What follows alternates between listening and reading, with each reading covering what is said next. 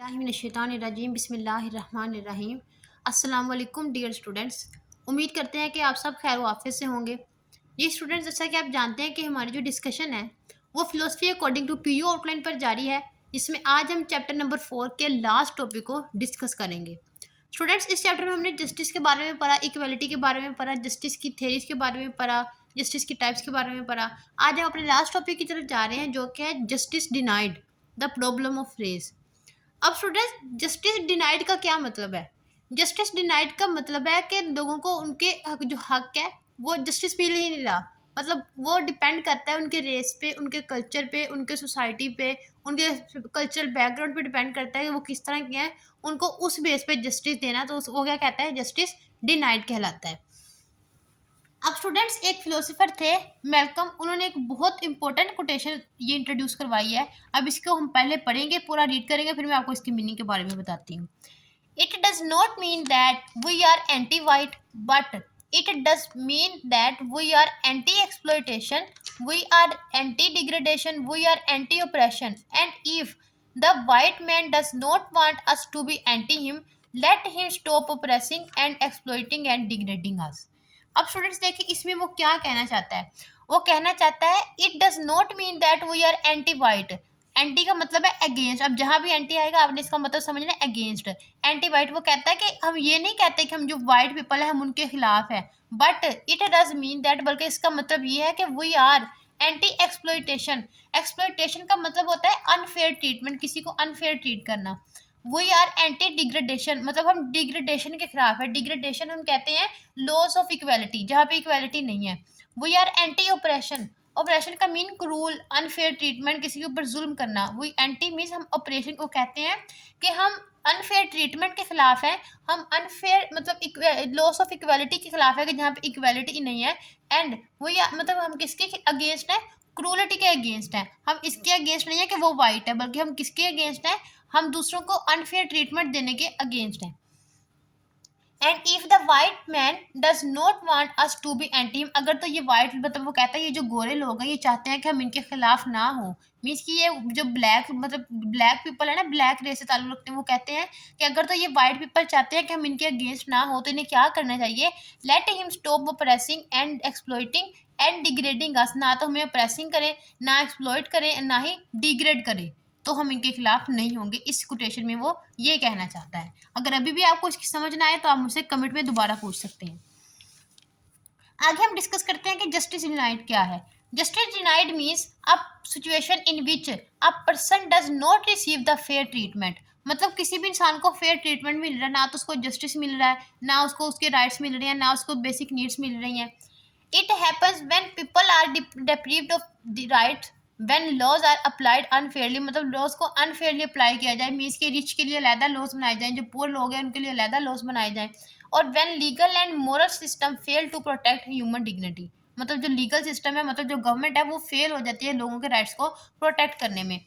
A common philosophical idea related to justice denied is that justice delayed is the justice denied. मतलब अगर justice delay हो जाता है, अगर किसी को टाइम पे जस्टिस नहीं मिलता, कुछ देर बाद मिलता है। देखिए ना, जस्टिस का मतलब क्या है कि उसी किसी जगह को उसी जगह पर उसी वक्त रोकना।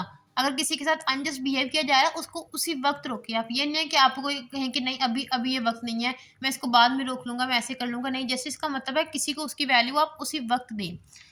Justice delayed is a justice denied, meaning that below delayed the fairness can become unfairness itself। मतलब डिले, अगर आप फेयरनेस में डिले करेंगे तो वो क्या कंसिडर होगा? अनफेयर ट्रीट वो होगा, कंसिडर होगा।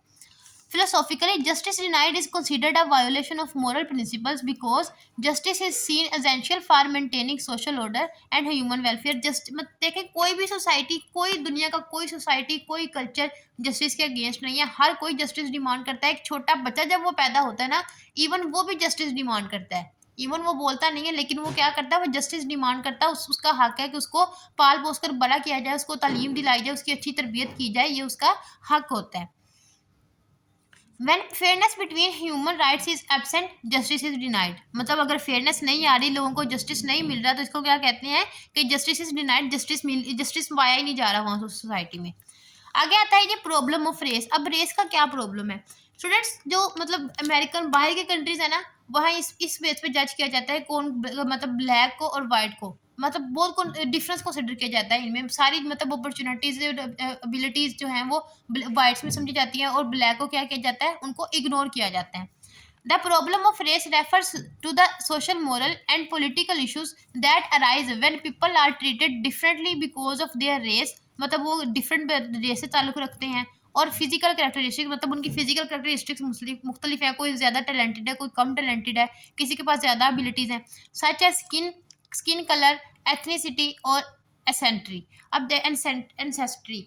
अब देखें, अब बहुत सारे स्टूडेंट्स हैं वो मतलब देखें ना, मतलब देखिए अब एक स्टूडेंट है वो ब्लैक है, तो आप ये तो नहीं कह सकते कि वो लाइक नहीं है, उसको पढ़ने का हक नहीं मिलना चाहिए। वो भी उसी तरह हक, वो उतना ही जस्टिस डिजर्व करता है जितना एक वाइट स्टूडेंट करता है। Throughout history, racial differences have often been used to justify discrimination, inequality, slavery and violence। मतलब ये जो है ना रेशियल डिफरेंसेस है, ये सबसे कॉमन चीज़ है तो मतलब जस्टिस को डिस्कस करनी चाहिए। सबसे ज़्यादा डिफरेंस जो है वो रेसिस की वजह से ही आता है, जिसके अनजस्ट फेयर ट्रीटमेंट किया जाता है लोगों के साथ। आगे हम इसके एग्जाम्पल को डिस्कस करते हैं। During the segregation of in United States, black people were forced to use separate schools. मतलब देखे ना, इससे मतलब अब तो फिर भी मतलब ये कम कंसिडर किया जाता है, लेकिन इससे पहले जो सोसाइटी था ना यूनाइटेड स्टेट की, मतलब सेग्रीगेशन से पहले, तो लोग क्या किया जाता था, जो ब्लैक पीपल थे ना उनसे कहा जाता था कि वो अपने स्कूल्स भी अलहदा बनाएं, अपने बसेस भी अलहदा रखें, अपने मीन्स के हर चीज़ अपनी दूसरे वाइट लोगों से अलग करें, मतलब एक मतलब डिफरेंस, एक फासला, प्रॉपर फासला रखेंगे उनके दरमियान और वाइट पीपल के दरमियान। They were denied equal rights and opportunities because of racial discrimination. ये किस पे डिपेंड करता है, उनकी रेशियल पे, बिकॉज वो मतलब वो ब्लैक है और वो वाइट है, तो ये बहुत कॉमन डिफरेंस रखा जाता था उस वक्त के दौर में, जिसको कहते हैं रेशियल डिफरेंसेस।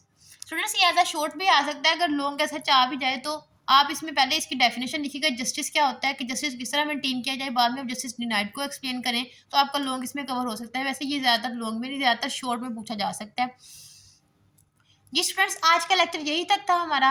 अल्हम्दुलिल्लाह हमारा 4th चैप्टर कंप्लीट हो चुका है। अब इंशाल्लाह नेक्स्ट लेक्चर में हम आपसे मिलेंगे। अगर आपको इस चैप्टर में से कोई भी कन्फ्यूजन है, ये चैप्टर बहुत इंपॉर्टेंट है, आप मुझसे कमेंट बॉक्स में पूछ सकते हैं। इंशाल्लाह नेक्स्ट लेक्चर में आपसे मुलाकात होगी। तब तक के लिए अल्लाह हाफिज़।